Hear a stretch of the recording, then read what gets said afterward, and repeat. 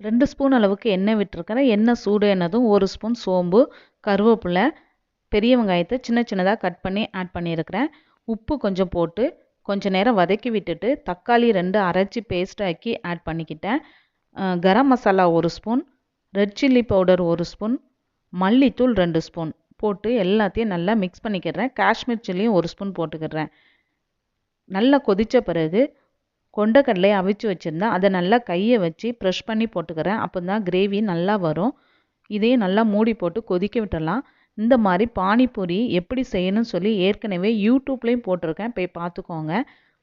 மல்லியில் தூவி இறக்கி வச்சுட்டு பானிபூரியை நம்ம பொரிச்சு எடுத்துட்டு அந்த சுண்டலோட இந்த பானிபூரியை உடச்சி ஆட் பண்ணிட வேண்டியதான். ஆட் பண்ணிவிட்டு கடைசியில் மல்லி இலையும் வெங்காயமும் ஆட் பண்ணி சாப்பிட்டா சூப்பரான பானிபூரி ரெடி.